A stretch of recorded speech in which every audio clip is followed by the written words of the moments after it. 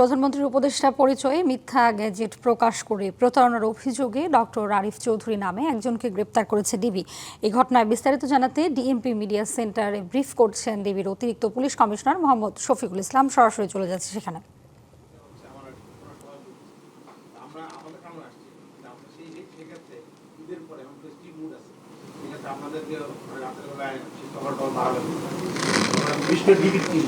অবশ্যই ডিবির আমার প্রতি ইয়েতে আমার প্রতিদিন আমার 40টা টিম আমার ইয়েতে বাইরে থাকতেছে, মানে দিনে 80টা, রাত্রে 40টা। এই 40টা টিম, তাছাড়া স্ট্যান্ড বাই 2টা টিম আছে।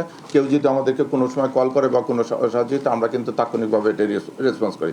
এবারে যেটা বললাম যে আমরা সিনিয়র অফিসার করে আমাদের সঙ্গে টিম থাকে, আমরাও কিন্তু তাৎক্ষণিকভাবে কোনো লোককে যদি দেখি যে কোনো ব্যাগ বা সন্দেহজনক চলাফেরা করতেছে, আমরা তাকে ডেকে জিজ্ঞাসাবাদ করি, তার আসার কারণ জিজ্ঞাসা করি বা তার ব্যাগে কিছু থাকলে এটা দেখি।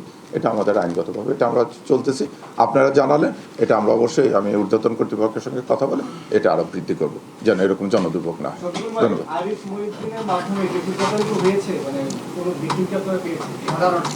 না, এটা তো আমরা এখন জানালাম, আর ওনার এই যে ইয়েগুলো দিয়ে ওনার মোবাইলটা ফরেন্সিক করলে জানা যাবে যে উনি কাদেরকে পাঠাচ্ছে, সেই ব্যক্তিগুলোকে আমরা নক করব।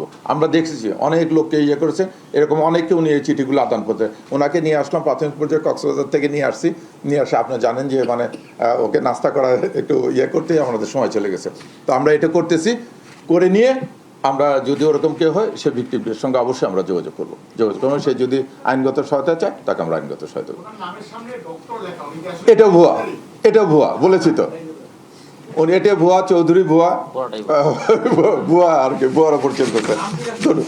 মহিউদ্দিন ঠিক আছে, মাইনুদ্দিন ঠিক আছে, আরিফ মাইনুদ্দিন এটা ঠিক আছে। এই ডক্টর চৌধুরী এগুলোর আসলে কোনোটারই হদিশ পাওয়া যায়। নগদ নিয়ে এলো হার না মানা হার অফার।